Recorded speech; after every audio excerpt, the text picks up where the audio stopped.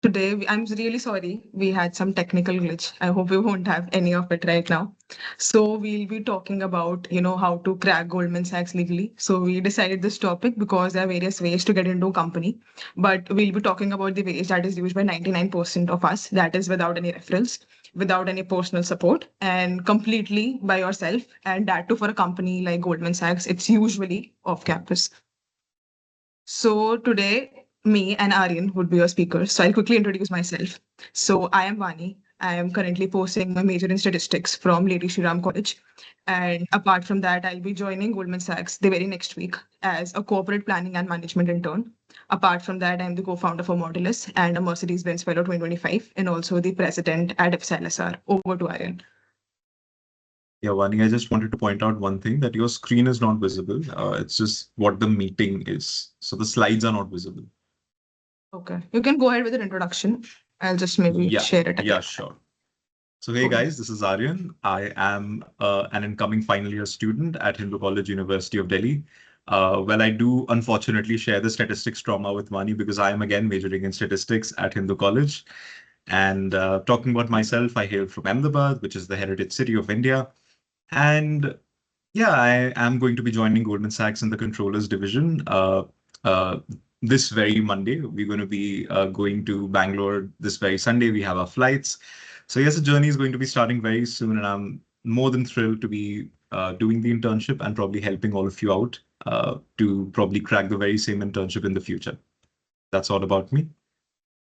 Understood. Is my screen visible? Then I'll continue. Yeah, it's visible. It's visible. Yeah, finally. Cool.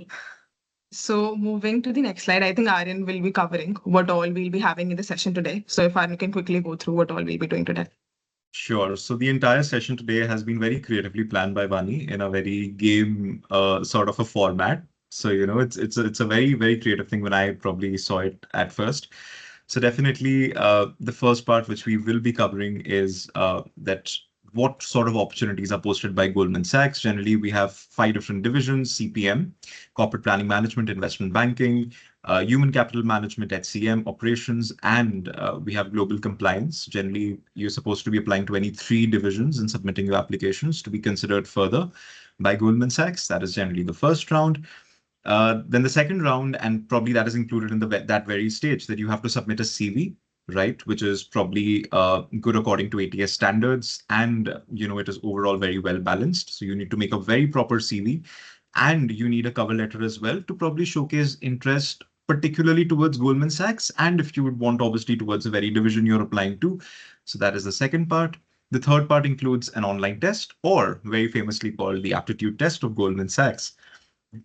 So over here, we generally have questions on, just like any aptitude test, we have questions on verbal ability, we have questions on logical reasoning, and we have questions on quantitative ability. We'll be talking in detail about these questions later on in the entire session. Then we move on towards a group discussion. So this is a very formal group discussion, irrespective of the group discussions you've had generally in the past. So this is a very corporate, professional sort of a group discussion you have, wherein your listening as well as speaking skills are tested. So these are the 2 skills which are tested in your group discussion. And thereafter, there is a major cut to your personal interviews. In the personal interviews, generally, you have the first round as a behavioral round, wherein your entire CV is gone through. The interview goes through your CV, asks you question based on your CV, and general behavioral questions depending to assess your personality, right? And thereafter, you have, another technical round, which generally relates to the division you've been selected for and you're applying to. So over there, you generally ask questions relating to why do you want to select the very particular division and certain very basic principles based on that very division, let's say accounting or tax, etc., depending again on what division you applied for. So yes, that is all of the major part, which we will be covering today. And that is, again, the entire process of Goldman Sachs explained very briefly. So now very quickly, we'll be going through the program timelines for this year. So the reason for, adding the screenshot from the actual website of the Goldman Sachs and putting it here is because I think we received a lot of DMs on LinkedIn asking like, Vani, Aryan, when are the applications opening for GS? And this was the time when the process was already midway. That is when people have already got their shortlist for the aptitude test. So it's very important for your people to realize that even if you have the best profiles, if you don't know the deadlines, you will miss the best opportunities. So this is the timeline for this year. So the registrations begin May 21 to May 30. You had your aptitude test June 5th. Congratulations for all who made it after the aptitude test round, and they have their group discussions round next. We'll be discussing in detail, but I'll be asking the people who have, cracked the aptitude test to be very patient, because we'll be talking about everything and not just the GT round, because lots of people, they have joined in general how to crack GS and the off-campus opportunities. And then there's a pre-placement talk, there's an upskilling session. The GD is, scheduled for June 19th, and then there are interviews. Again, 2 rounds of interview as told by Aryan, and it is scheduled for June 27th.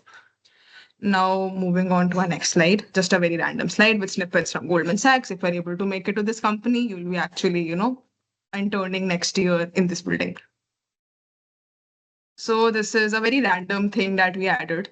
And this is just to, motivate you. So the scene is basically from cracking the GS internship and chilling afterwards. The reason we say so is because the Goldman Sachs is one of those companies who do the hiring process really, really early. So if you're able to crack Goldman Sachs, that too off campus, you get almost 1 full year until, your placement season start.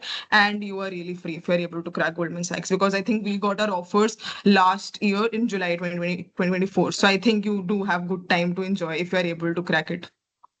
Now, moving on to the first round, which is basically the application round, or I would say the CV round, because your CV is something that, gets the maximum weightage or the percentage whenever you're applying for the application round. So there are two things that you have to, add in the application. One is your CV and the other is the cover letter. Since CV is something that is required and cover letter is optional, so I'll be covering what happens and why your CV is the most important thing. So first of all, as suggested by Aryan, you have to choose only 3 roles, and you have to understand that you have to make all these 3 roles actually count. And you have to tailor your CV based on the role, and you can't just put anything and everything in your CV. So you should be very, very focused on what you are putting on the CV. Now we'll not be speaking anything randomly. We'll be actually showing you a CV. We'll review a CV in the session today and show what are basically the errors that people go through. I'll thank a person who actually agreed to get his CV reviewed today in the session. I'll just ask him maybe if he can, reveal his name. Obviously, I'll do it by the end of the meeting, but for now, we'll be doing a CV review session. Let me know if the screen is visible. Aryan, is the CV visible? Yes, Vani, it is. It is visible. Cool. So first of all, we'll go step by step regarding what is required. So as you could see, the education is very well framed. So you have the name of the course, you have the passing years, you have the institute, and you have the CGPA. Now, I'm not saying that your CGPA is one of the most important criteria when you're applying to top companies, but when you're applying to these companies, if there are a lot of filters, so one filter can be CGPA. So let's just say if you have less CGPA, at least the entire other part of the CV should be something that should come as something flourishing that actually, adds value to the recruiter. So even if you have a less CGPA, it's not something that you should be very tensed about. But then it means that the other part of the CV, let's just say the 90% part of the CV which is left, it should be really, really good. So now let's just say this person, he got the scholarship of around 20,000, and it was by super grads, and he just, bolded the rupees 20,000 part. I think getting rank 1 is also really important. So if we could bold that part as well. Apart from that, awarded best delegation, good part, a general part. Maybe as a recruiter, if I'm a recruiter, I might not get excited after seeing it. Now, if you see the internships thing, so now you could see there's PM intern, growth yatri, remote. Now, one thing to take care of whenever you are mentioning about certain company, especially if it's a startup or if it's a company which is not very well known, you have to add what is this company about. Like, let me assume that growth yari is maybe about, community building. So I should know that what this company is. So like I just add a line that one of the top 10 companies operating in community building space. So because as a recruiter, I don't know what company I've worked in. Neither I know the domain in which this company was operating. So if you could add a line like what this company is about, and it is for all the internship that this person has added. Now again, all the pointers that you're adding. So there's a thumb rule whenever you create a CV. So there are 3 major pointers that should come out when you are building your CV. Now, if I read all these pointers, I am not able to actually take in all these 3 pointers in one go. It should be very, very easy for the recruiter to be able to get all these 3 pointers. So let's just say if something that adds value as soon as I'm reading all these 4 points is achieving a 40% growth. So it should be highlighted, it should be in bold, it should be in italics. Now, like this person refined brand messaging using audience research to align tone, archetype, and communication. Though it's not a very good point, I would actually recommend that if you are putting in points under internship, it should be able to show some value. Quantification is required, action verbs is required. If you're not able to add it, you're actually not able to make an impact. So this is something similar that needs to be done for both the internships here. Apart from that, we'll move to the PORs part. So, like again, this person managed a rupees 1 lakh event budget. So now this 1 lakh event budget is like a quantifiable figure. That as a recruiter, if this would have been marked in bold and italics, I would have seen it easily. I would not have to read the entire statements. So you have to make the task of the recruiter really, really easy whenever you're making your CV. Apart from that, if you could see the projects, now if you could read through the points, I am not able to find any good impact. I would ask all of you people to maybe take 30 seconds and just go through how the project has been written.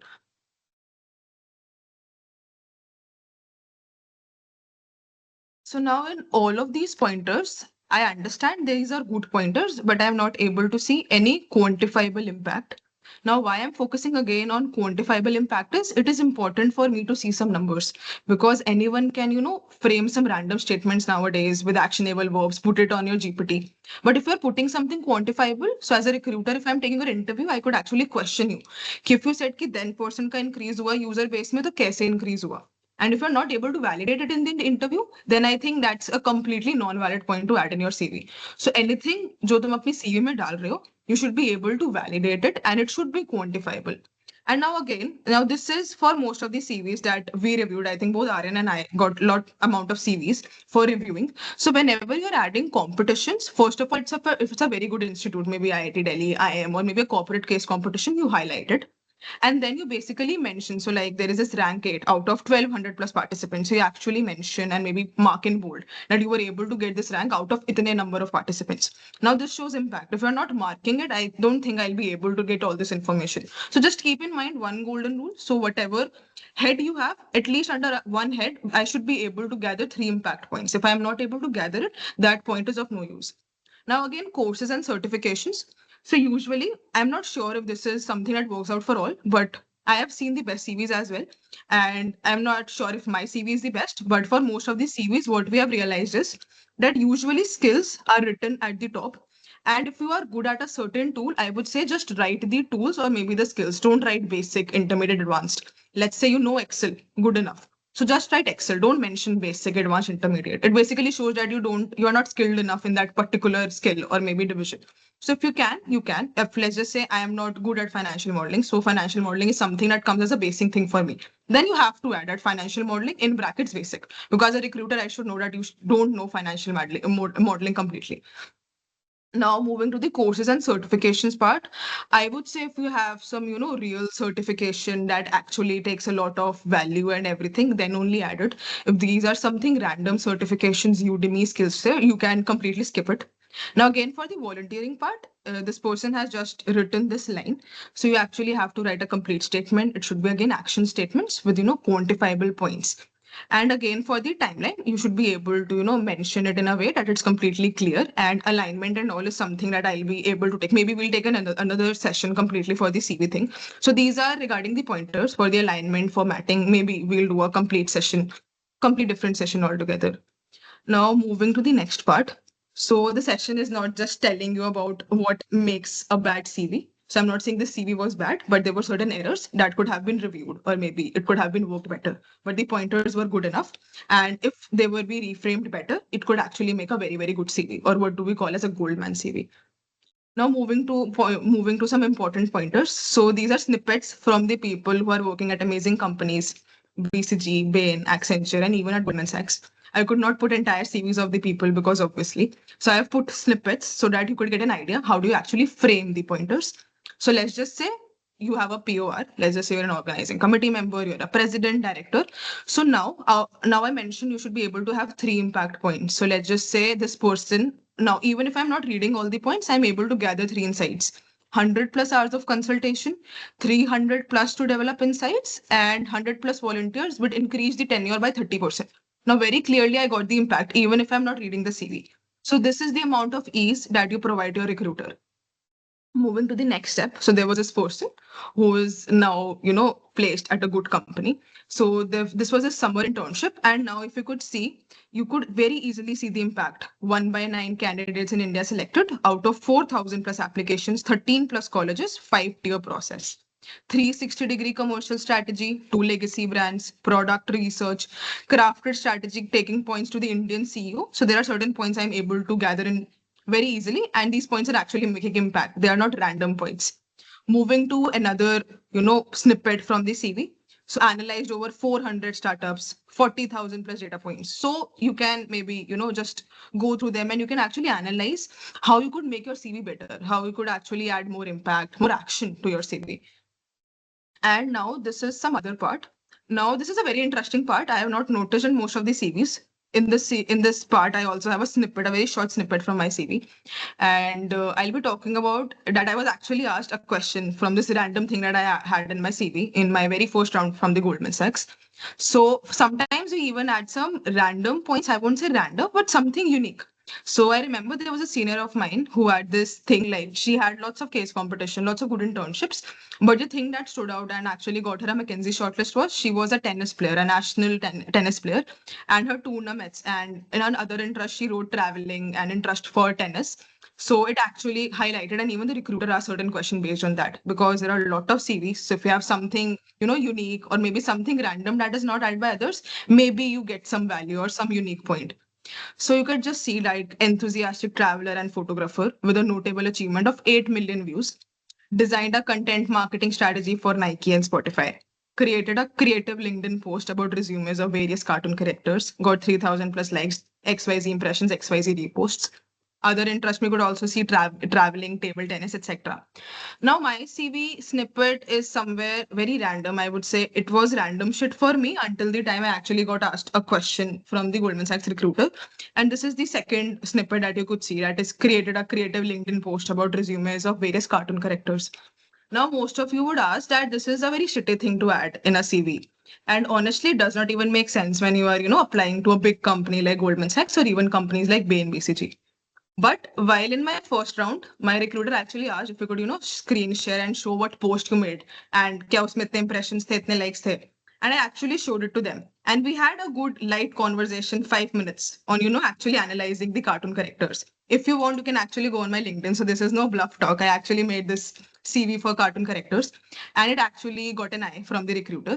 I'm not saying this will work out every time, but maybe if you have certain unique random point in your CV, it may work out the best sometimes, not always. So there's a 50-50 involved here.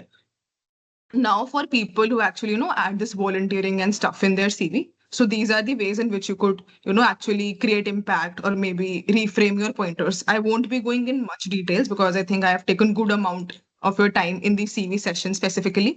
But moving on to the next, you can maybe take a minute to, read out these pointers and then we can move on to the next slide. Also, we'll just take a pause, and I think if any one of you have any questions, they can please raise your hand and they can ask if we have any CV specific questions right now. Yes, you can please. Okay, so like you laid emphasis on the fact of being able to apply, like being able to, like just make it, just being able to explain your quantifiable pointers. So, like for an example, could you open the CV example, please?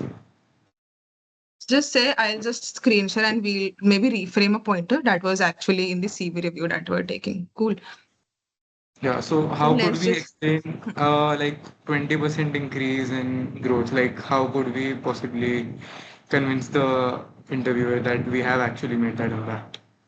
want me to explain how do you actually explain that if I say a 20% increase, how do you actually explain it? Right? Yeah.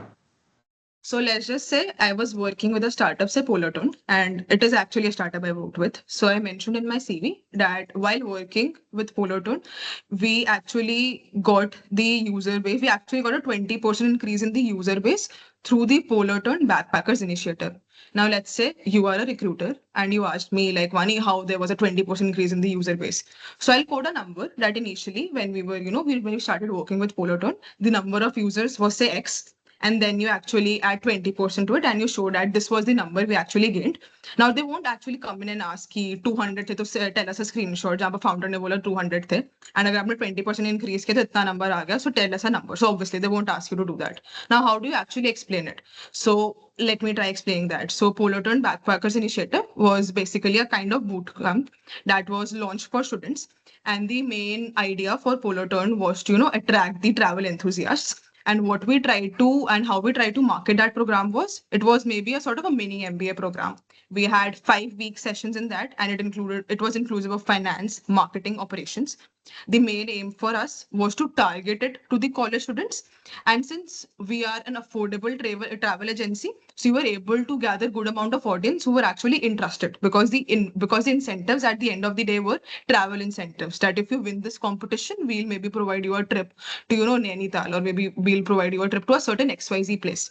Now then you show how you were actually able to gain the traction. Now, if you are able to convince the recruiter in a way that these were the steps, say 1, 2, 3, and by all these steps, you were able to gain the traction. So even if you're able to explain how you actually got the people excited, how you actually marketed the stuff, what was your target audience. So I think all these 3 pointers can actually convince the recruiter that this was something that you actually did. And you have not added this pointer just for the sake of it. So let me know if this answers your question. I'll be happy to, take another question Like post. to summarize it, we can say that we could also like explain it qualitatively instead of just focusing on the fonts. Yeah, So that like in your convinces. CV, it should be quantitative, but when you're explaining, it can be qualitative. So that's a difference that you need to maintain. Thank you so much.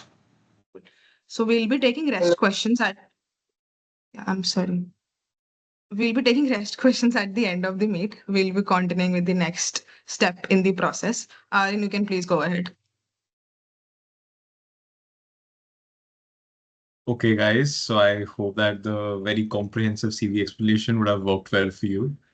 So now let's move on to the aptitude test. So as I again explained, the aptitude test of any company generally consists of 3 different sections, which includes verbal ability, your quantitative ability, and your logical reasoning. I think in Goldman they call it I to detail or something of that sort. So these are the basic 3 stages you have in any company's aptitude test.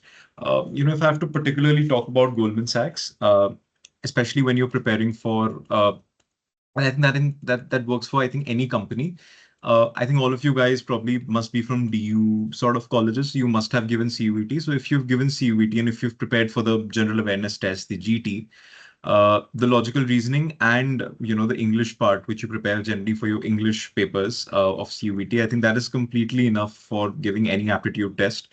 Because the English, again, a lot of you already would have given the English part of it of Goldman Sachs, and it's not that difficult. I think the basic what is the right word, what is the right tense, sort of questions, and some reading passages come.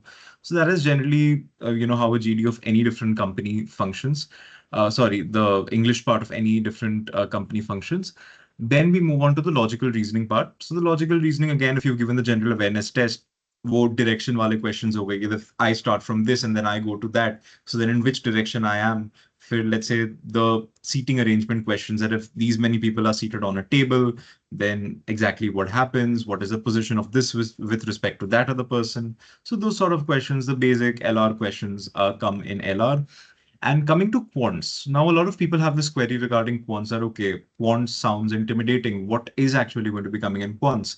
So now companies do realize that a lot of people who have, come to give the aptitude tests, they probably wouldn't have taken maths in 11th and 12th. And hence, most of the aptitude tests are based on the syllabus of math in grade 10th. So you generally based questions on work, time, distance, that if a boat is going upstream and downstream, then what is the speed of each boat, etc., etc. Those sort of questions come, basic trigonometry word problems, and again, so the questions which are based on basic arithmetic are generally asked in any such company. So these are the 3 main sections which generally are included in an aptitude test. So my tip of advice for any aptitude test, for any person who's giving any aptitude test, is going to be that have maximum accuracy. If the company does not have a negative marking, which I don't think so, a lot of companies do have, try to maintain maximum accuracy, because you never know that even let's say if there is, because generally there is a time constraint. Let's say you have a time constraint of 60 minutes and you have 60 questions, and obviously it's very difficult to do 60 questions in 60 minutes. And let's say you have just been able to do 45 questions in in like 59 minutes, and you have like 1 minute and 15 different questions remaining. It's always advisable that you just attempt all of those questions, kuch bhi random answer mark kar do, if there is no negative marking. And if there is negative marking, then please only mark the questions you are very sure about. ऐसे फिर किसी भी question को ऐसे mark मत कर देना. But yes, उतना स्ट्रेस लेने की कोई बात नहीं होती for any aptitude test. If you have prepared for the general awareness test of CUET, अगर 10th level की basic maths आती है, then there is absolutely no need to stress about the aptitude test. Just be very focused and try to maintain as much as accuracy as possible, and you will be sorted in any aptitude test. That's all about the aptitude part. Now moving to the group discussion part.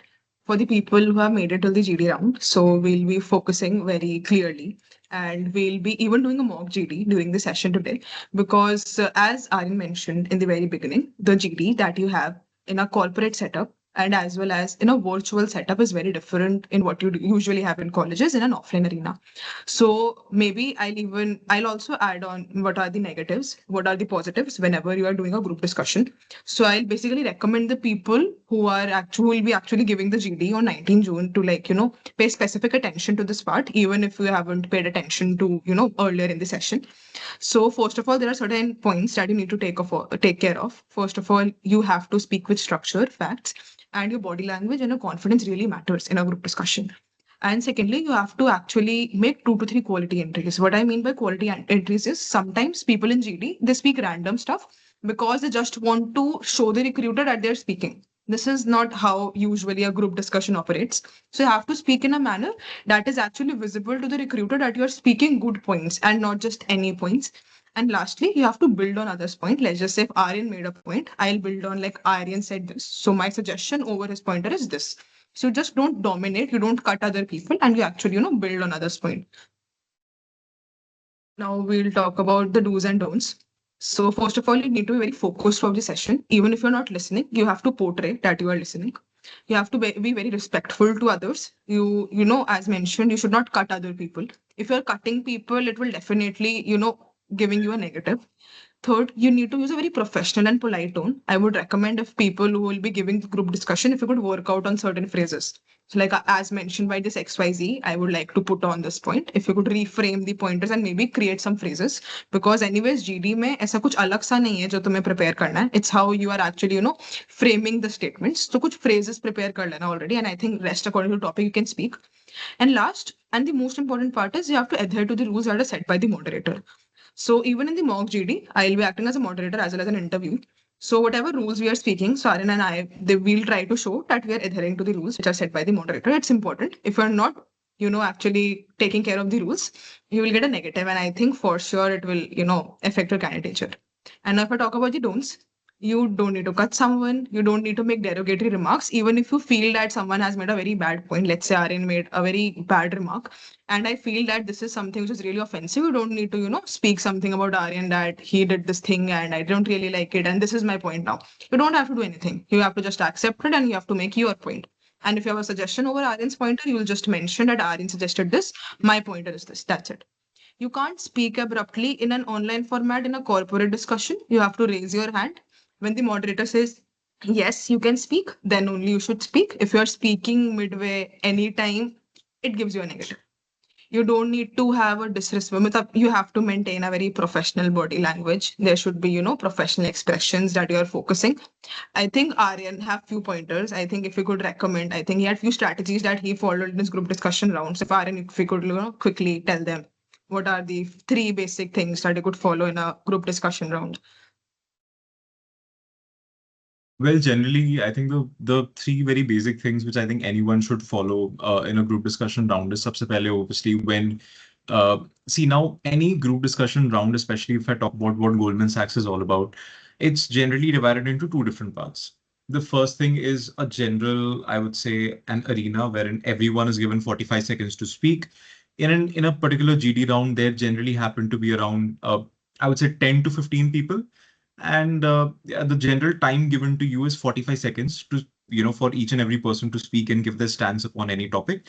Once each and every person has spoken, Thereafter, in the remaining time, in those 15 minutes, anyone can, unmute and probably take permission from the moderator and then express any other view they would want to based on what that person has heard from other people.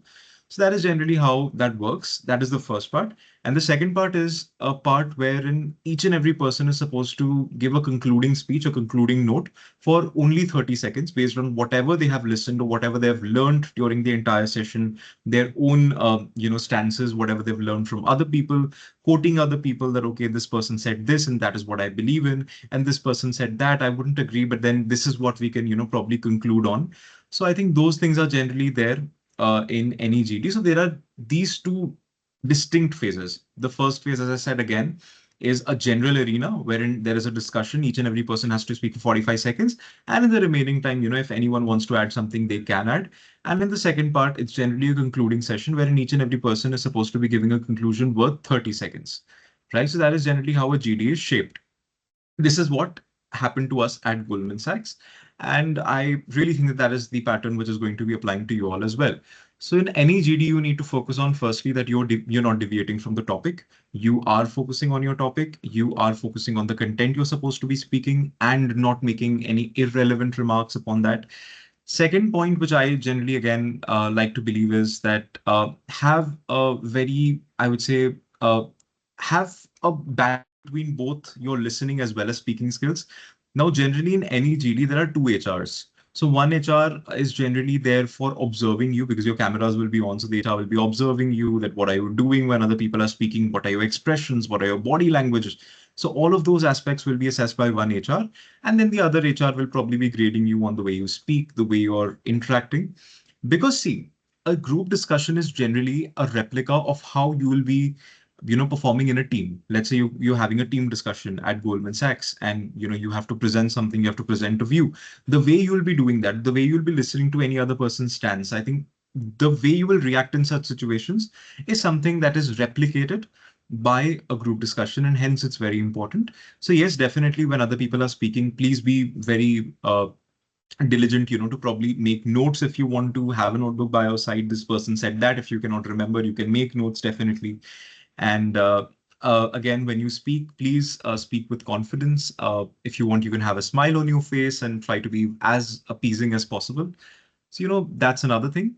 And third thing is have a very strong concluding note. So in the concluding note, what I would say is that don't have a very one-sided view. Probably try to be as diplomatic as possible. So, just firstly, take a moment to appreciate all the, different discussions you've had alongside with the group you've been a part of. So appreciate that, okay, this point was raised and that point was raised, and that's what you really learn from. And then always conclude on a positive note. Never conclude on a negative note. Obviously, if you support a particular stance, maintain that stance, but don't speak negatively about any other person. Have a positive outlook. And even though you have a particular stance, always have some amount of respect for the other person's stance as well. Let's say if you're talking about, is social media good or bad? Then, and if you are focusing on the fact that social media is bad, then always again do acknowledge that no, social media, I do understand that social media has its good aspects as well. But I personally in particular believe that mostly its applications and its effects are on the negative side. So that is the basic gist of a GD which I would want to give you all. And I think now we have this very special mock GD planned for all of you. So I think Vani, if you'd want to start, should I reveal the topic? Yes, you can. I think it was your GD where it was asked for sure. Yes, yes, it was my GD. And the topic was a very basic topic: traditional classroom education or offline education versus online education. So in this GD, I will be focusing on online education and Vani is an advocate for offline education. And now we will be commencing the GD for all of you guys then. So are you ready, Vani? Just a Nostalgia? question before, like, is my screen Okay. visible? I hope it's visible. Yeah, it is. Yeah, cool. Yes, I do have nostalgia, just to answer your Yes, question well. exactly. Fine. Can So I I maybe am work beginning. as a moderator first and maybe give them certain guidelines so that it Yeah, sure. actually gives you a, Okay. an actual overview of how a GD looks like. Yeah, So sure. as of now, I'll be, speaking as a moderator and not as an interviewee. So first of all, everyone gets a chance to speak initially about the topic, which is like an introduction. So all of you would get a chance, and one person needs to speak at one time. No one should interrupt. If you want to speak anything, you can raise your hand and then only you should speak. Post this, we can have some, cross conversation between the people if you have certain stances to bring. And at the last, we'll have conclusion statements from each of you, which will be based on a timer, 40 to 45 seconds. You should not exceed the time limit. And again, everyone will go on the conclusions one by one. No one will cut each other. And if you want to speak anything again, you can raise your hand and then you can begin. Now, I am again shifted to the role of an interviewee, and even Aryan is an interviewee right now. So, yes, Aryan, you can begin with the topic of discussion. Okay, so the topic is, again, just to reiterate, online versus offline education. And I strongly support online education. So beginning, I found online education to be incredibly empowering. It has given me the freedom to learn at my own pace, whether it was brushing upon concepts at midnight or revisiting a topic just before an exam. So generally, the flexibility with online education offers is extremely unmatched. It's, generally not about the, lectures that are offered. It's about the forums, the doubt clearing sessions, and global perspectives from all across the world. There are students who form a community, who share ideas and also share bonds, which is extremely important in the field of education. Of course, I respect, the structure that offline education brings, but I personally believe that not everyone learns the best in that environment. For someone like me who values independent learning, online platforms have always felt more inclusive and adaptable. That said, again, I do recognize that online platforms can sometimes feel isolating, and without discipline, it's easy to fall behind. But definitely for a person like me, and in my particular scenario, I believe that online education has always proven to be beneficial for me. Thanks, Aaron. I get where you're coming from specifically. And yes, flexibility again is a huge plus. But for me, the classroom, can you please mute yourself? Yeah. But for me, the classroom is where real learning happens. It's not just the lesson, it's basically the energy of sitting with the classmates, those spontaneous discussions, and even the non-verbal clauses that usually the teacher gives in midway. That is something that we really appreciate. I have noticed that I stay more focused and involved when I'm physically present rather than just seeing a virtual screen. There is something about walking into a classroom, seeing faces, and having real time interactions. Still, I'll admit that offline learning can be rigid sometimes. It doesn't always accommodate people who learn differently or have other responsibilities. But at the end, what I feel is offline learning actually gives an experience which may not be completely shared by the virtual learning. Uh, Vani, you spoke about the energy and accountability in a physical classroom, and obviously I do see that. But don't you think sometimes that can restrict students who are in particular very shy or who take probably more time compared to their peers to process different things? How do you think that offline education or offline learning cater to these different learning styles of students? That's a very good question, Narayan. I really appreciate you asking me that. And I agree, some students might find it hard to speak up or maybe keep up pace in a physical class. But that's where good learning or maybe teaching comes in. A mindful teacher can sense when someone is struggling or maybe staying quiet and create space for them. And I think that usually does not happen in a virtual arena, in a virtual learning space. Offline learning isn't perfect, but it allows you an intervention that technology sometimes misses. And I think the worst part about virtual learning, or I would say technology, is that we lack that personal touch. Okay, so now we move on to our concluding statements. Back to being an interviewee. Uh, Vani, see, I completely agree with you on this particular point you made, that there is something, valuable about in-person interactions that obviously online learning cannot replicate. But I think that it is high time to believe that, as generally when we talk about clothes, we say that one size does not fit all. In the similar manner, one type of learning again does not fit each and every person out there. For someone like me, learning with control over pace really makes a difference. I do understand that online education isn't perfect, but it really opens so many doors for those who might otherwise feel left out. And especially for introverts, I believe that online education is the best platform to, voice your opinions in a way you haven't before. So I, on a concluding note, do support online education, but also address the positive notes of an offline education, and probably would propose for a balanced system between online and offline education as per the needs arise. And I think you completely made a valid point. education should make people where they are.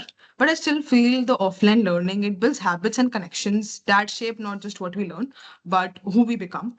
Maybe the ideal lies in combining the best of both worlds. After all, education is all about growth and not actually, debating about the online and the offline aspects. As a concluding remark, I do feel that offline learning brings in that, human touch, that physical interaction, which is really important in a student's life. But at the same time, I would really like to address the positive aspects of the online learning because it actually has able to, increase the accessibility of education throughout the years. Cool. Back to the roles of the moderator. We are done with the GD. So now obviously you will have around 10 to 13 people who will be operating in a GD. There would be one moderator and there would be one person as suggested by Aryan who will be, noting down all the points, whether you have a good body language, whether you're focusing or not. So there are majorly three parts in a good GD. First, you start and the introduction is usually timed. So like whatever remarks you're making, it's usually timed 30 to 40 seconds. I'm not sure if it would be 45 seconds, but yeah, it's usually timed and you have to speak one by one and the HR would actually give you time to maybe have a minute and understand the topic and maybe give a stance. And the second most important part is to have that cross conversation. If I'm able to listen to the other points carefully and then maybe suggesting other points. And the last and the most important part for the group discussion is your concluding remarks. That is whatever the topic is, if we are able to make a good stance and it should not be something random but actually related to the topic. So that ends the group discussion round. We'll be taking just one question and then we'll be moving to the next round. Yes, you could raise your hands and we'll be taking one question. Yes, Ravnoor, please go ahead. Hi, this am I audible? Yes, you're audible. So my question was, since you mentioned that there would be 10 to 13 people in a single GD round. So assuming myself being the last person in this round, then all the points of the topic have been covered. So how would I ensure that I would contribute a creative and my own point to that? Good question. So, like, first of all, just to add as a pointer, it does not matter if you're speaking at the last or if you're speaking at the first. If you're speaking good pointers, you do have a value. So that does not matter at the end of the day. And secondly, let's just say Ravnoor is the one who is at the last in the group discussion and all the points are basically done. So what you could do is actually now the main aim for you in the GD is to summarize all the pointers that are put in by the other person. So let's just say around 7 people, they talk this pointer. If you could actually quote that this person said this person said this, and as a concluding remark, and even if you're ending the GD, it should be able to give, one stance that what statement you are supporting. And as suggested by Aryan, it should not be a negative outlook. It should be positive. So just try to cover up and maybe give a summary of whatever is suggested by the other people. You may not bring up new pointers, but you should be able to summarize it in a way that you're able to give a conclusion. Ramru, does I'd that like to answer your add on to question? this. Yes. I'd Please. just like to add on to this. So it doesn't really matter, that at what point of the time are you probably giving your stance. I do understand that sometimes, that probably the exact things which you thought of, कि मैं ये बोलूंगा वो कोई और बोल गया, that's completely all right. But I think when you are the last person in the GD, it is time to probably showcase your listening skills because, as I said, it's both speaking as well as listening skills. So when you know that you're the last person in the GD, make a note of any unique statement or any unique point which was probably given by each and every member and write. And if you find two or three such unique points, try to, give them due credits. Like, let's say, for example, that as this person said, I really appreciate this point, but this is something I also feel should be added to that. This is what my approach goes like. And this is what I believe should be, so generally, they're testing your speaking skills, they're testing your confidence, they're testing the way you're able to interact, the way you're able to, respect other people and probably present your opinions in a very holistic manner. And again, your overall personality is tested, the way you speak, the approach you have, the positive aura that is disseminated out of you. I think all of those things are tested in a GD. Probably is much beyond our imaginations. From a GD, they're generally testing that would they like having you in a team. So it is not to worry that मुझे ये point बोलना था वो किसी ने बोल दिया. What you can do is that you can take a note of the points made by other people and you can add something extra, from your side that probably, just it just really excites the moderator that, okay, I hadn't even thought of this point. So actually, if you're speaking at the last, you have so much of probably an advantage. You can firstly showcase your listening skills by saying कि इसने ये बोला उसने वो बोला, and that's how you want to go, and you have a lot of time to think and obviously build on things as well. So I think to not view it negatively and to view it positively is the outlook I would like to have. I think we'll be taking a very short break since we have been talking for a long time. We'll be also, if the chat box is open, you can completely ask your questions in the chat box. We'll be happy to take it. Also, I'll be talking about Modulus and what we do here. So, for the people who don't know Modulus, so Modulus is basically an interview preparation platform, especially for the non-tech careers. We have 2 to 3 major things. We have question answer database. Also, post the session today, we'll be posting the database for the Goldman Sachs questions, and you will be able to see all the questions there, right, as you could see. So I really appreciate if all of you could go to the website either today or tomorrow. You will be able to access the recording as well as we'll be uploading the questions for, that were actually asked at the Goldman Sachs. And apart from that, if you want to, practice some cases or maybe peer mocks, we do have a feature wherein you can actually practice the cases. And apart from that, we do have one-on-one mentorship. So if you want to you want to take some mentorship, you can obviously go to our website and, you can select the mentors that you want and perfectly you can go ahead with your mentorship sessions. So I won't take much time in talking about Modulus. We'll be focusing on our session only. But yeah, apart from that, I'll highly recommend if you could, just go through the website once and you could just let us know the feedback and what more could be added that actually helps you people in your interview preparation. Also, just one more thing, if all the people who are listening in the session carefully, if you could know, maybe take some screenshots if you want, and if you could do maybe tag Modulus and tag Aryan and me, and if you could tell us what's the feedback for the session and what are the parts that you like and what are the parts you think that we could have worked upon. So that is something that we would again appreciate. Now, moving on to a fun segment. I'll say, Aryan, if you can, you just, cover up this session for all and maybe explain them what we'll be having in this fun segment. And then I think we can move to the interview rounds. Sure. So, guys, as you know, with Vani and even I had initially said that this is a small session which generally covers a basic, I think, the level of aptitude test questions that are asked by companies who have an off-campus hiring process, and the level of Goldman Sachs questions also, I think, revolves very much on these lines is what we've selected for this particular aptitude test. So it's obviously not a test of you guys; it's a fun round. So, Vani, I would just like to confirm that have you enabled the chat box? Put a hi in the chat box. We'll just check it once. Yeah. So the top 5 performers. So when the chat box gets enabled, the top 5 performers. So obviously, when you'll given your answers in the session, the top 5 performers based on the highest accuracy will get a special chance again to have all of their personal doubts and queries, answered by Vani and I. And I really believe that you would want to take that opportunity. So please answer and don't be shy.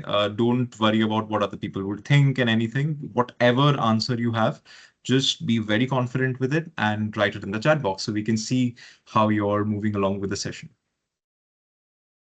Everyone just confirm if you are able to put things in the chat box.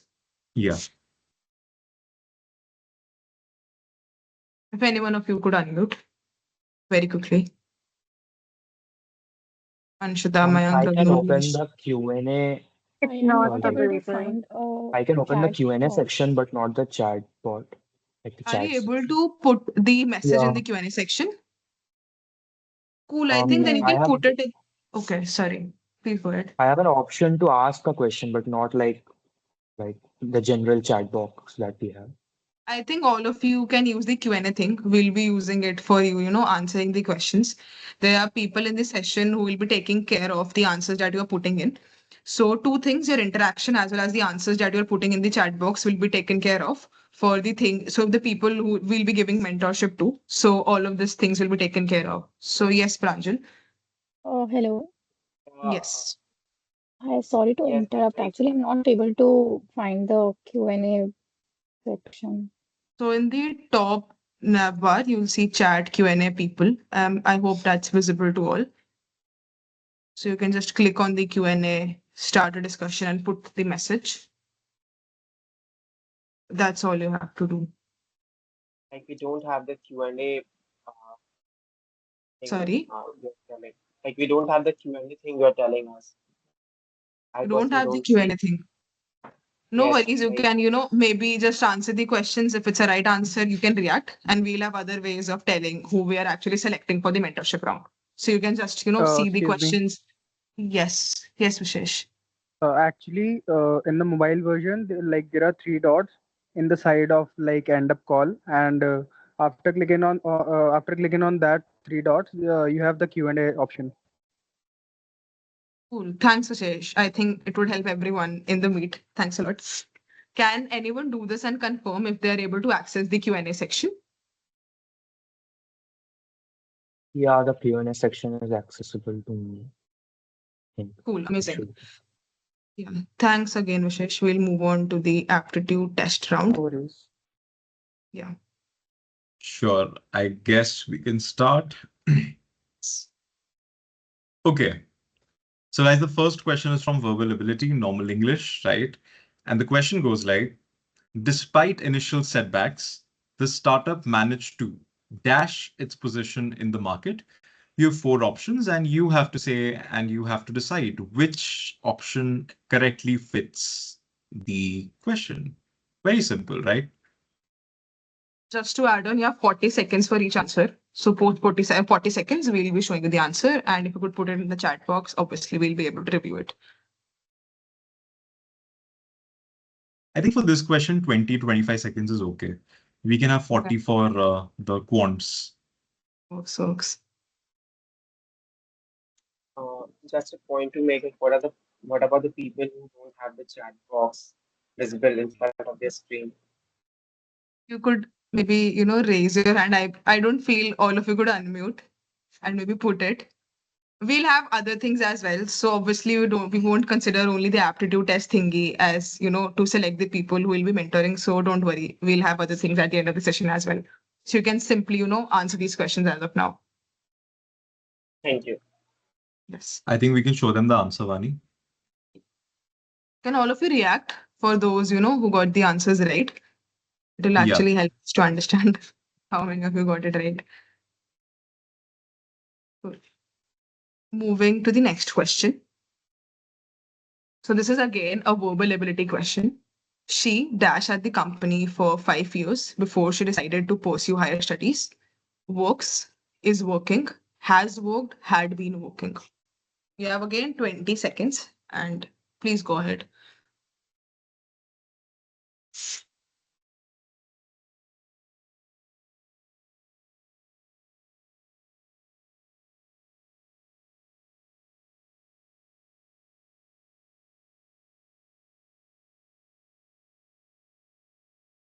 I think the time is almost up. 5 seconds to go.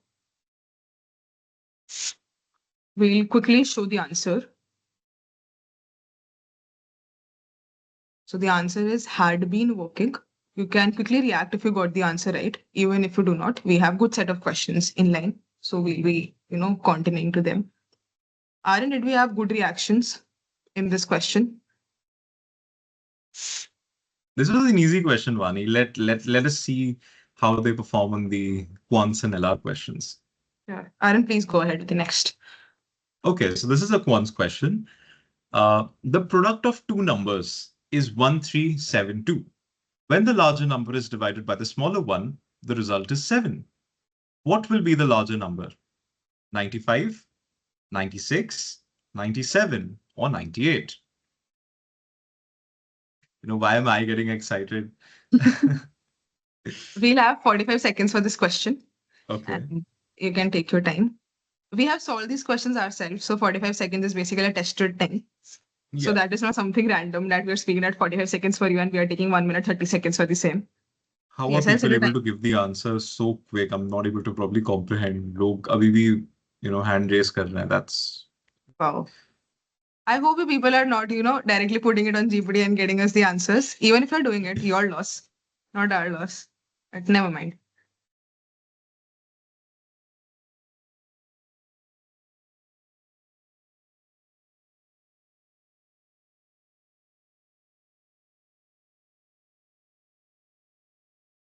We'll have 10 seconds more. Also, I'm really sorry for the background noise if it's something that is really audible throughout the session. No. There's no. Okay, cool. Aryan, do we have enough answers that I could skip to the answer and show it to everyone?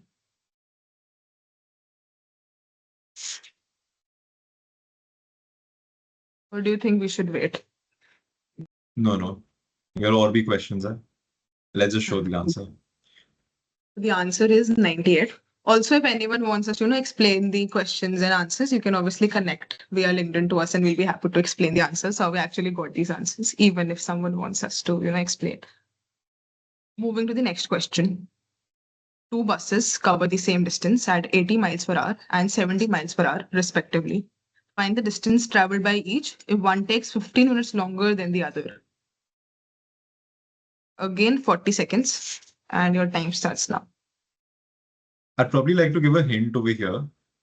मतलब जो तुम class 10th में physics पढ़ते हो ना, उसका एक बहुत क्लासिक फॉर्मूला इस पे अगर तुम चाहो तो तुम अप्लाई कर सकते हो, and thereafter it's a basic arithmetic question. Aryan is really smart at solving, aptitude questions. So all his IQ comes in handy when he's solving aptitude test questions. So please. I have solved these ना, इसीलिए मैं बोल पा रहा हूँ.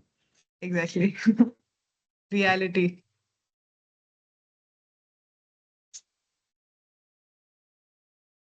Five seconds to go. We'll be moving to the answer, another 3. So the answer is 140. 140. Yes. Can anyone react? Like every one of you react if you got the right answer. Even if you did not, you can react by any other emoji, but please react. We'll get an idea regarding what is happening at your end. Aaron, did we get any thumbs up in this question? Yeah, we did. We're getting a lot of thumbs up. Amazing. Hearts, We thumbs all up. are smart. I think very Yeah. smart people can easily crack all these internships. Moving to another question, Aaron, you can take this up. Fine, this is a word problem. Intimidate मत होना ऐसे देखकर. इसको ध्यान से पढ़ो. बहुत easy question है, ठीक है? A bakery sells a total of 480 muffins and cakes per day. The number of muffins sold is 3 by 5th the total number of baked goods sold. If the profit on each muffin is $0.50 and the profit on each cake is $1, what is the total daily profit from muffins and cakes, both of them? 332, 40 seconds. 334, 336, 338. Oh my God, we have a thumbs up. So quick. Thumbs up. Wow, man.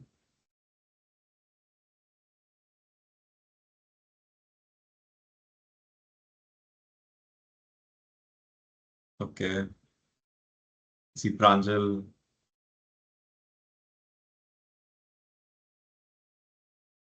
Can we skip to the इसमें थोड़ा answer time another लगेगा. 5? Acha, थोड़ा cool. time We'll लगेगा. give them 10 to 15 seconds then. 10 seconds दे देते हैं.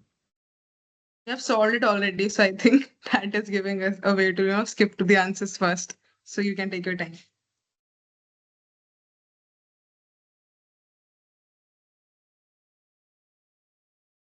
Generally, companies क्या करती है that they give these word problems जो बहुत easy होती हैं, but they generally take more time to solve. तो तुम्हारा जो time constraint आ जाता है ना वहां पर, so that's why ऐसे questions कभी कभार दे दिए जाते हैं, but in reality they are very easy, very very easy. I think we can skip to the answer, Vani. Yes. The answer is 336. Can we get thumbs up again if you got this right? Just let me know because I'm not able to see the screen, neither the reactions. So yeah.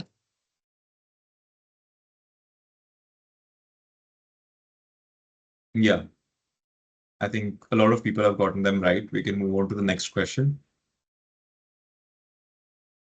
Now we have some really easy questions. It should take 5 to 7 seconds at max. So please go ahead. I am not a calculator, but I crunch numbers all the day. Who am I? Animal, unemployed, Elon Musk, or a GS intern? I think the answer has to be unemployed. I feel it's GS intern. We'll actually experience it from Monday. I got reviews from the seniors, but anyways. That's scary. That's scary. Yeah, but it's fine. Just a comment to make. If I would have been in an like aptitude test round, I would have definitely done GS intern here. Exactly. You should support the company in aptitude test round. Aryan, see, he's more smarter. Yeah. Anyways. The answer is GS intern, but we can even Obviously. have unemployed as Aryan suggested. Exactly. Aryan, please go ahead. Okay. Now this is a logical reasoning question, right? This uses a very basic concept. And ऐसे question मेरे खुद के GS aptitude में आए थे. So the question is, some people are sitting in a row. P is 14th from the left, Q is 12th from the right.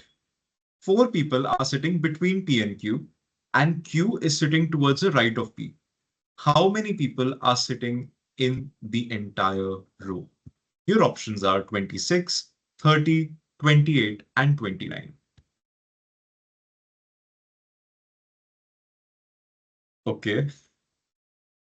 Already thumbs up. Wow. This question up early because I think we are already very much beyond the deadline that we have set for Exactly. the session. And we're really sorry for the same. But we'll covering up the interview rounds quickly. Yeah.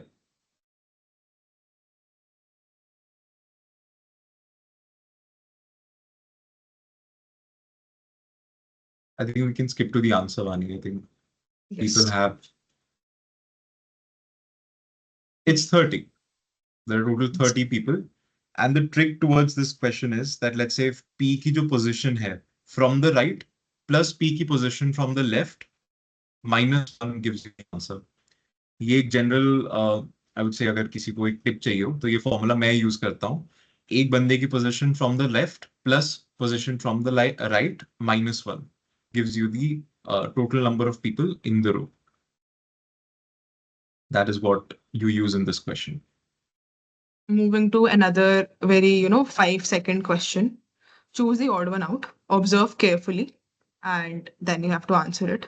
Excel, Word, Canva, PowerPoint. It can even be, a multiple select question. So you can have two answers, but I would say there's just one answer. So, answer it carefully and you can maybe give the thumbs up once you're done.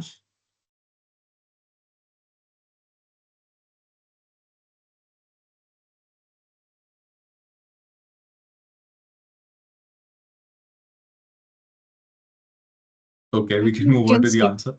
Yeah. So it's Excel, obviously. If you are making your, corporate presentations in Canva, no one would like it. Even I made my presentation on Canva, but now that's not a corporate world. I do make all my PPTs on PowerPoint. So that is something that is recommended when you're in a corporate arena. But I think we actually have marked a wrong answer, but we are really sorry. It's Canva and not Excel. Yeah, it's Canva. I was also just thinking कि ये क्या हो गया? Excel No, कहाँ no, से it's answer हो Canva. गया? It's Canva. Excel is the most important skill if you are, going. Exactly. Yeah. You So cannot that's imagine Goldman without Excel, like not at all. so that's an issue from our end, I guess. We're really sorry. It's Yeah, Canva. it's Canva. Huh. Now we'll be moving to the most important part. So once you're done with your aptitude test, your GT rounds, you move on to the interview rounds. Now, just to give a gist, you have two interview rounds and both of them are eliminative in nature. If you're not able to clear the first round of interview, you won't reach to the next round. After your first round, you usually receive a call from the HR that you are shortlisted for the next round. And then obviously you have the entire procedure going on. First round is behavioral and the second round is technical. Aryan will be covering the first round of the interview. Fine. So let's proceed with the behavioral round. So generally what happens is that in a Goldman Sachs interview setting, all the applicants are called into one Zoom meeting. And thereafter, generally you're shortlisted for one particular role, right? So people shortlisted for one particular role will be sent into one, different meeting rooms, right? And that's how then, one by one, people will, be called into the interview room. And the interviewer will be interviewing them on the first round, that is the behavioral round. So in the behavioral round, I'll share my own personal experience. So what happened was that generally the first question, and this is a very standard question that is asked, that is, give me a brief introduction about yourself or walk me through your CV.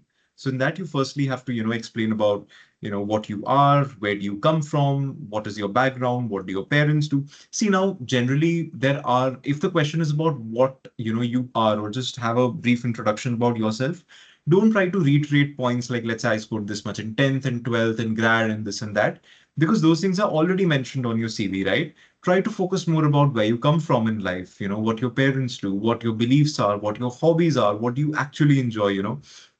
So these things are generally what you generally speak in, give me a just about yourself question. This is my own personal experience, and I believe that can help you as well, right? And thereafter, when they ask you to walk through the CV, over there, you start in a very systematic manner from the first part of your CV that includes your academics. You briefly cover where you did your academics from, what was your performance in relative to your class. Thereafter, let's say in your CV, you have skills. You talk about your skills. Then you talk about your internships. Then you talk about your leadership experience. And guys, do believe me, leadership experiences really, really matter a lot for any company you go to. So you need to, because they want to see if you can work well in a team. So definitely you must, be ready to speak about your leadership experiences, what you did, what helped you, etc., etc. And yeah, obviously, these particular things, whatever component you have in your CV, you have to walk them through. Thereafter, they will have particular questions regarding your CV. Let's say I had given the TOEFL exam. Okay, so that is an English language proficiency test, and I scored 115 on 120, which is I think in the 99th percentile, of all people. So when the interviewer was reading it, luckily my interviewer knew what TOEFL was, and we had literally a 2 to 3 minute discussion about what TOEFL is. Is going abroad really a good option in today's time? Is it not? So the interviewer wants to know a very a gist about you, what you think, what your thought process is. In some interviews, they may ask you a certain case study or a behavioral question. Let's say this is the scenario. How do you think you're going to react in that particular scenario? Right. So such questions are generally asked in the behavioral round. In the behavioral round, what they decide is that are you a fit for the company or are you not a fit for the company? Based on your CV, based on the way you respond, your cultural fit is assessed. And if you are a fit for the company, if they do feel so, then you move on to the next round. That is a technical round, which deals with your particular division you've been selected for. And unfortunately, if not, you are asked to leave the meeting. And yes, that's what happens after the behavioral round. And now I think Vani can cover the technical round very quick. Cool. So post the behavioral round, as Aryan suggested, and even I talked, so it would be eliminated. So if you're not able to clear the behavioral round, so you'll be leaving the Zoom meet and you can no longer stay in the meet. So regarding the technical round, obviously you will have division specific questions. So let's just say my division was corporate planning and management. So I was asked questions. So they're not very technical questions. So, but they'll ask, why the operations division or why the corporate planning management division. So whatever division you're applying to, you should be very, very clear regarding, what this division actually does or how this division actually operates. So that is something you should have clarity upon. And apart from that, if I talk about the technical questions, I think a lot of people, they actually, texted me, or maybe I had a lot of DMs on LinkedIn that is it really technical? I am not from a finance background. Will I be able to crack it or something? I think even Aryan is someone who was from a PCM background. So if he can crack it, so I think all of us can crack it. And apart from that, I'll maybe, very quickly go through the questions that were asked to me. So first of all, you can be asked some questions like, how do the three financial statements connect? Maybe you could also be asked questions on the accounting ratios. They could go as basic as, accounting principles, जो 11th 12th में पढ़ते हैं, golden rules of accounting, depreciation क्या होता है, depreciation का formula क्या होता है. So it can be as basic as that. So at least हमारे fundamentals clear होने चाहिए. Because at least for this internship, you either people are joining from the first years or the second years. So they're not expecting utmost level of efficiency in the finance fundamentals, but you should at least be aware from, the accounting fundamentals or something very, very basic.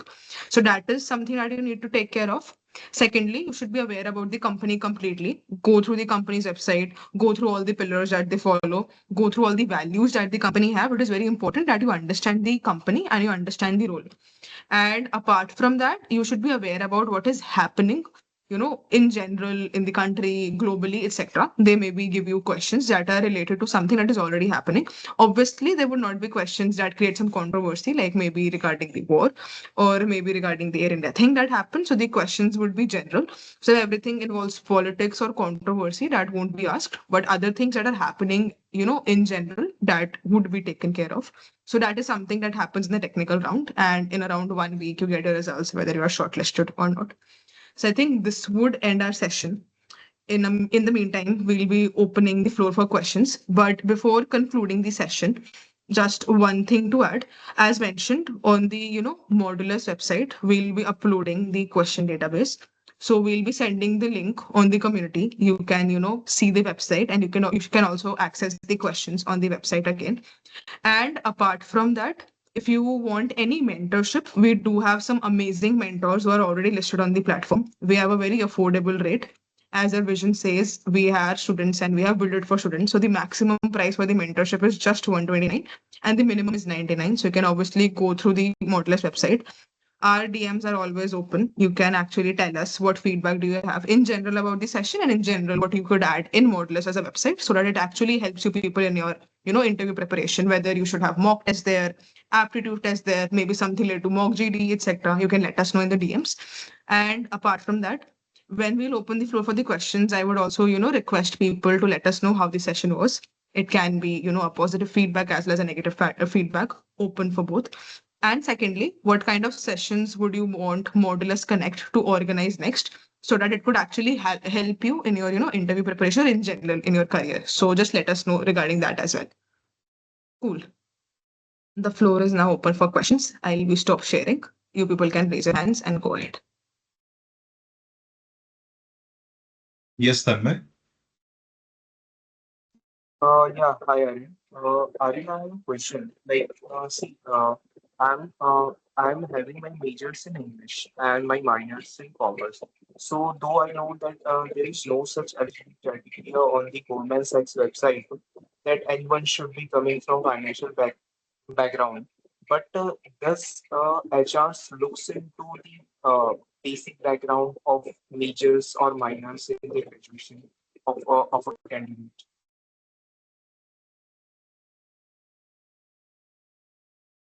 Well, I couldn't get you, Tanmay, properly. I could understand the first part about your major and minor, but then what about the HRs?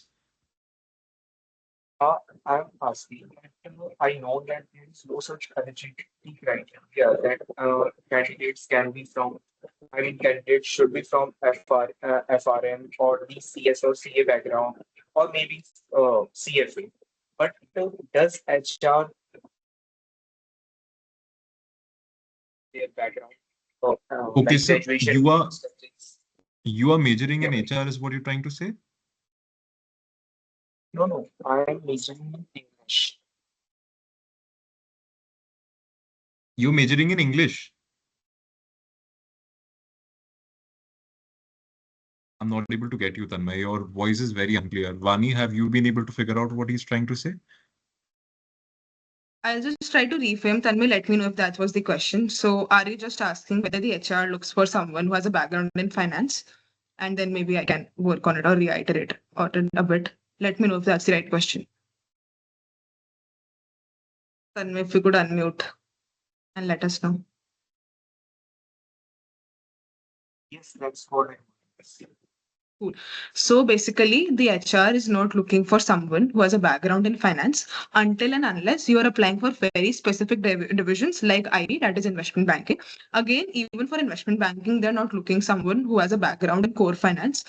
And but I would say that if you have a background in finance and if you are applying to IB, you may have an edge. But for other roles like operations, HCM, your corporate planning and management, and global compliance, you do have flexibility whether you belong from a finance major or you don't belong to a finance major.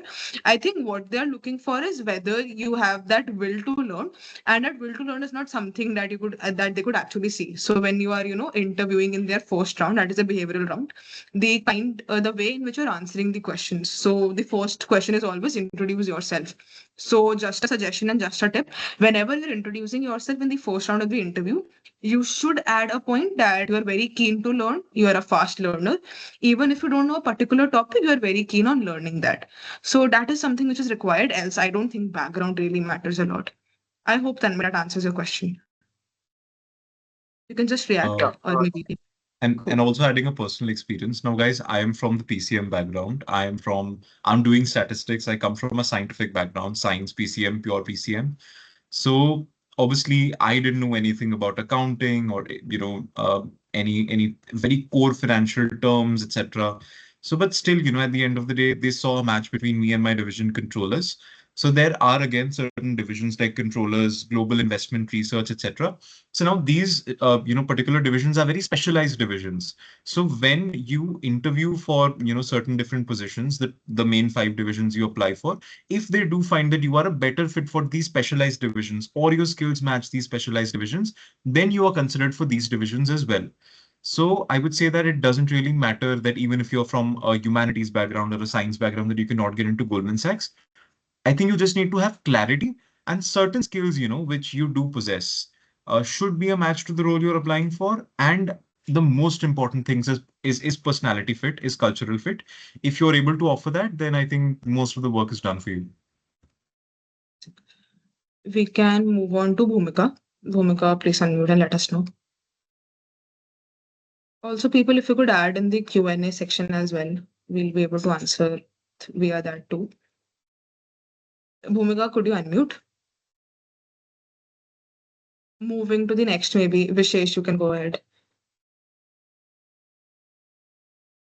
Yeah, so hi, Everyone, am I Aryan, and audible? hi, Vani. I think we'll go with Vishesh and Bhumika, then you can go next. Yeah. Yeah, so hi, Aryan, and hi, Vani. Basically, my question relies on since I have missed the GS deadline on applying, so what should I do now? Like, should I wait for the second year and then I have to apply for it? And if I get selected, if I get selected in 2026, so I get it in 2027, right? Like I'll join the company in 2027. Aryan, would you like to answer that question? Well, just reiterating what you just said. So now see, generally this, so you are in which year? Could I probably ask you? You are in which year right Yeah, so now? I'm just writing a semester second examination. I'm in first year. Okay. So now are you doing a 4 years degree or are you doing a 3 years No, degree? I'm doing Bachelor's of Commerce Honors from Deen Dayal Upadhyay College, Delhi University. Okay, so is it a 3 year degree? Are you going for the fourth year? Yeah, Are you yeah, it not is a going? 3 year. It's a It's three year degree. Along with that, I am also pursuing BS in Data Science, which is distance learning 4 years program. okay. So now see, man, see what happens over here is that generally this whole program, it has a very defined structure. So at the end of your first year, you get this program. So let's say if you're graduating at the end of the third year, so at the end of your first year, you can apply for it. You do your internship at the end of your second year, and then you get a decision whether you're getting a PPO or you're not getting a PPO. And thereafter, if you get a PPO, you join after the third year, right? So that is generally what happens. If you are doing a 3 year degree, you will not be eligible to, and if you're graduating in 2027, you will not be eligible for next year's summer internship or the off-campus graduate campus hiring program. So I don't know if your 4 year degree from IIT Madras will, I think it may be used to prove that you may be allowed to because you have that. But otherwise, in general, for anyone who's doing a 3 year degree, if you think that मैं अपने third year के बाद ये कर दूंगा internship कर दूंगा, that is not how it works. You have to do it in your pre-final year, after your pre-final year, so that after your final year, you get a final offer on whether you're getting a job offer, a PPO or not. So what should I do now? Should I pursue my fourth year in the DU or I Absolutely. No, okay. no, absolutely not. I mean, just for a particular company, if you're wanting to pursue 4 years, no, man, obviously not needed. Now, in your case, what is the particular advantage you have is that you have a 4 year degree, distant degree happening with IIT Madras. So that may be considered, and Yeah. you may be allowed to, give it after the second year as well. You can just mail the HRs in this case. You have the general emails as well. No? So next year, when this opportunity comes up, you can just mail them. But in that particular case, there will be one thing that you will have to a whole 1 year without college, and then after an entire year after your batchmates, you'll be joining. So you'll have to see that if it works for you, does not work for you. That is something you'll have to see. And just want to know how long is the duration of that internship? Like I have checked the website, it says 8 to 12 weeks, and some said like 3 to 6 months and can go up to 12 months. Like what's the correct number? It's 8 weeks. The graduate off-campus hiring program has an 8 weeks duration. So yeah, clarifying that. Thank you, Aaron. Thank you. Thank you. I think we can move to Bhumika next.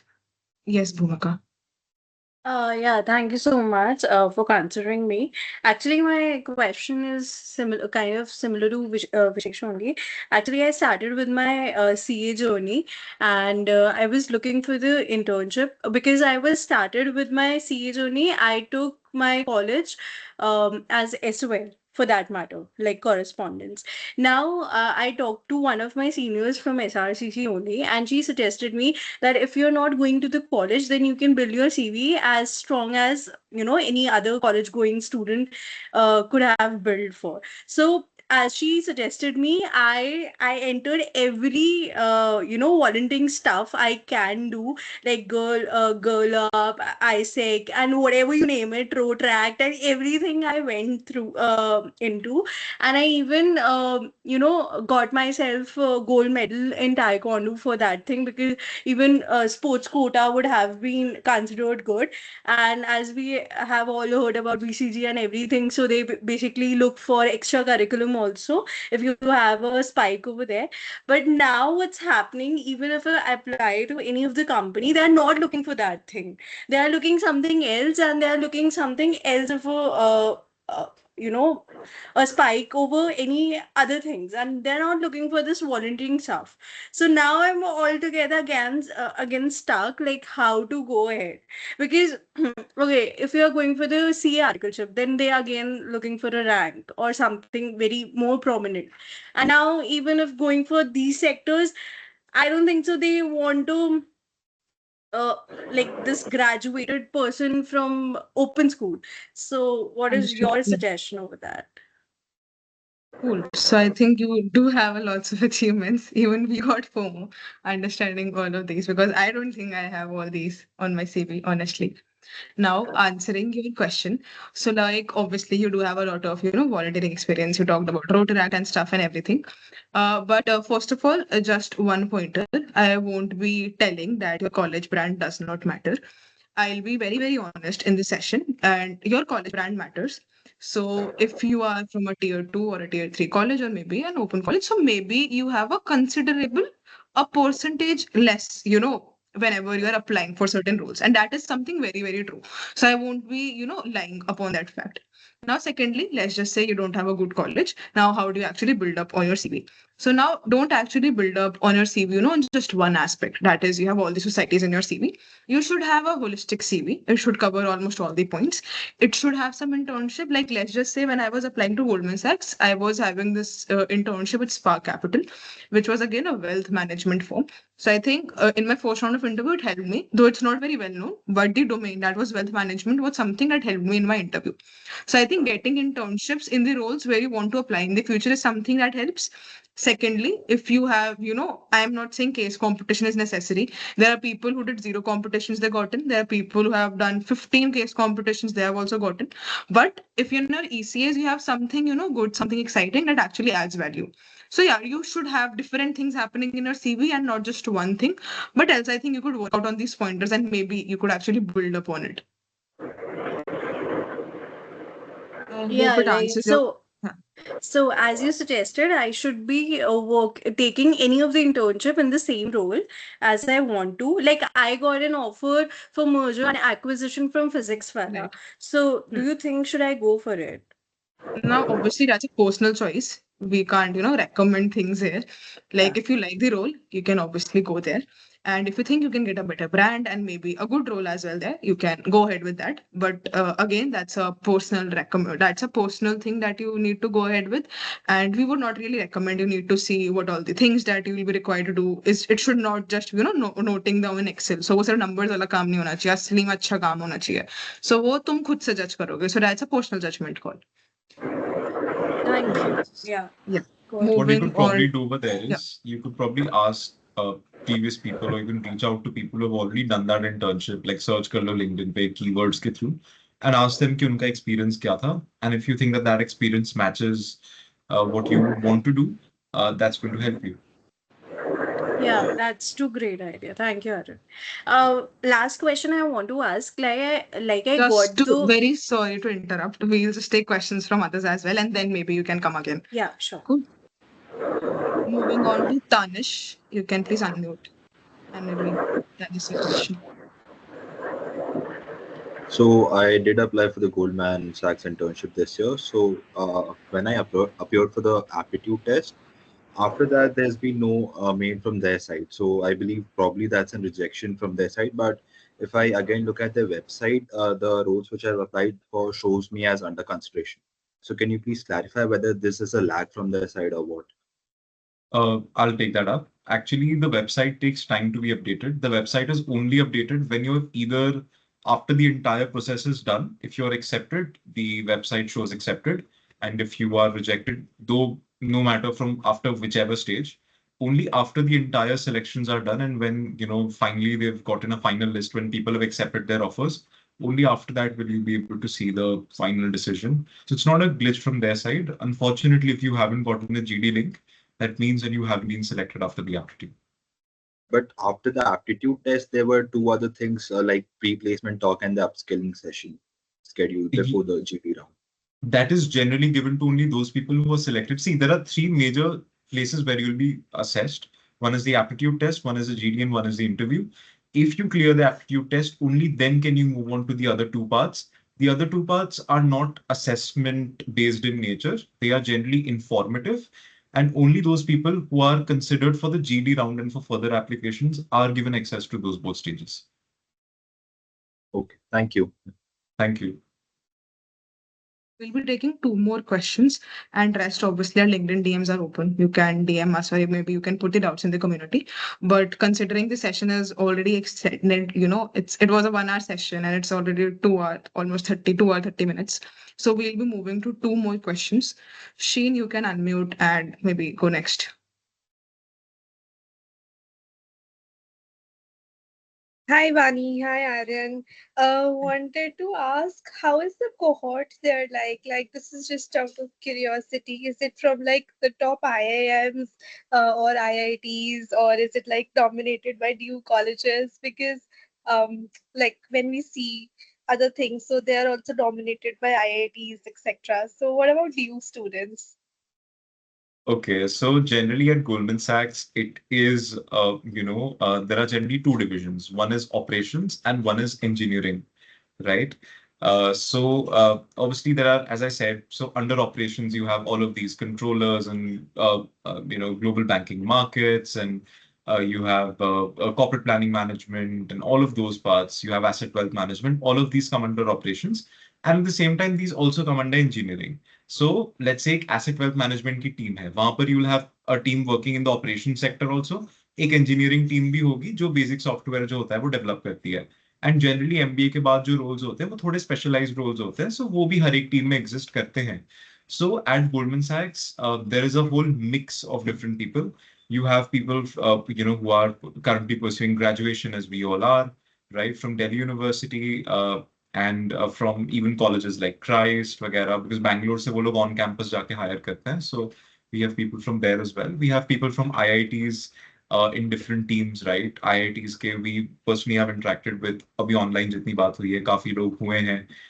MBA जो लोग कर रहे हैं from different IIMs, Excel Drive वगैरह, FMS, these people are also there. They generally go into investment banking and those markets-based roles. So वो थोड़े higher level roles होते हैं. They won't generally open after MBA. So there is a mix of people, You find people from each and every different part of India. And that's what makes Goldman Sachs के just particular internship program, and that's what makes it so special.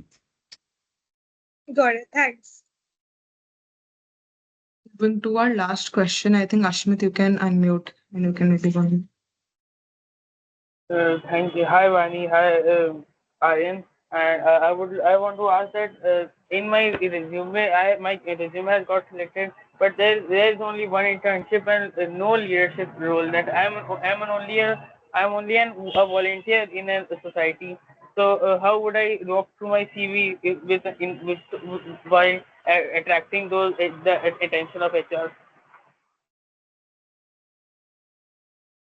I think we answered this question in the very beginning, how you could actually build up on the CV. I think we'll be sharing the recording if you could maybe hear that part again.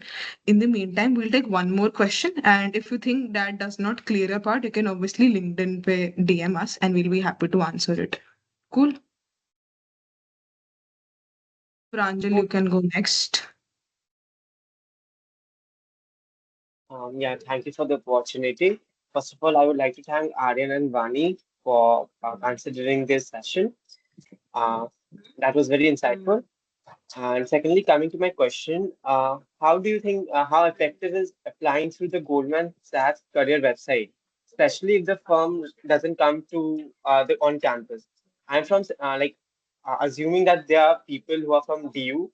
I'm from St. Xavier's College, Kolkata. So I'm pursuing a BCom honors 4-year degree, and I'm not sure, like, yeah, as Aryan said in one of the answers, that I'm in like first year.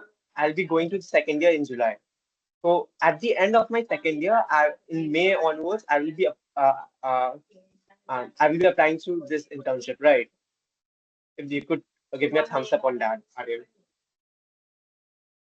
Well, see, if you are doing a 4 years degree, how I think you cannot apply at this particular point of time. Yeah, like at the end of the second year, I would be applicable, right? Yeah, you'll be probably allowed only at the end of second year. I don't know how they've missed this particular part, but the I think eligibility में लिखा हुआ होता है that only people who are graduating in 2027 can apply for this internship. You are graduating in 2028, right? Yeah, so I haven't applied yet. I'm just asking the question. Okay, you haven't applied yet. Yes, definitely. Then you have to Yes. apply after your second year. मतलब Okay, जो thank you. जब second year हो जाएगा उसके बाद application हाँ. खुलेगा and then you will apply to do the internship at the end of your third year. Okay, yeah. Thank you. And one more question, like, what are the skills that you would recommend to be put on the CV for a Goldman Sachs role? What are the? Could you please Like, come again? like, what are the relevant skills you would think or you would suggest to put upon the CV for a Goldman Sachs role, considering that I have done MS Excel and I'm willing to do financial modeling before pursuing CFA level 1? Yeah, definitely, man. See, I would say that I would probably say that the entire CV has to be balanced, right? When you're talking about skills, only put the skills which you are, very sure of. To be very honest, there are particular softwares at GS. So you have to work on those softwares, and those softwares are only in particular to GS. So the ultimate work you will be doing is going to be something very different, and it's going to be something very particular to the firm. But definitely the most basic skills are what I would recommend from my end is Excel, AlterX, and Power BI. These are the three major terms I've heard from HRs and from people in my team, as much as of whatever interaction I've had online. These three skills are extremely important. If you can do financial modeling, that's okay. But to be very honest, there is no particular need to do financial modeling. So these skills are okay. And anything, I think if you have a keen interest, you can do that and you can put it upon your CV. But if you generally want to do something just to get into GS, I don't think so that's really worth it. But I would say for any company, having an AlterX certification and an Excel certification is really going to be helping you. Thank you so much for your time. Thank you. Where is Vani? Yeah. Hello. Yeah, I'm there only in the meet. Okay. I hope I'm audible. Yeah, you are. Yeah. Cool. I think we'll be ending the session. If you have any more questions, you can obviously put it in the LinkedIn. But before you people start leaving the meet, just a thing to add on. If you people can post in the community what all sessions do you need next. And apart from that, if you love the session, if you love the way we actually created the session, the entire storyline, etc., we would really love if you could take some screenshots and maybe tag Modulus and what you actually liked in the session and what more could have been done. So I think that is something we would really, really appreciate. And apart from that, as mentioned, we'll be posting the database, question database from the Goldman Sachs on the website tomorrow. So keep an eye on that post as well. Over to you, Aryan. Yes, guys, please do the please, if you can, please do tag Modulus and post, because we would really want to see what you thought about the session, how we were able to help you, and again to Modulus, Vani, and obviously your co-founders have worked really hard on this. And to be very honest, the whole idea of Modulus has been something which, when Vani was sharing this to me, and she was asking me for ideas that, okay, what can we name the startup, this and that. So I think I'm really proud of her for that. And this is a very good startup because, especially nowadays when we have internships and jobs and all of those things, not a lot of resources are available. So this is a platform which is going to give you all of that. So if you can probably help given your feedbacks, the Modulus team can understand where to improve on and probably help you better. So please do that. Thanks a lot, guys. You can follow Modulus on LinkedIn. We'll also be sharing the links on the community. You can follow us on Instagram, LinkedIn, as well as join our community. We'll be sharing the website link as well. So do follow us, and we'll be coming up with more sessions. Also, do give us the suggestions, else we'll be putting in some random sessions. So please give us the suggestions in the community. And we'll also love your feedback in the community, if not on LinkedIn. If you're putting it on LinkedIn, obviously that would be really appreciated. But yeah, put it on the community, if not on LinkedIn. Thanks a lot, guys. Thanks a lot, guys, and all the very best. Thank Yeah. you. Best of Thank luck. you so much.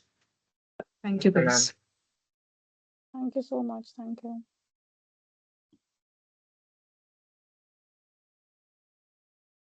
Thanks a lot, guys.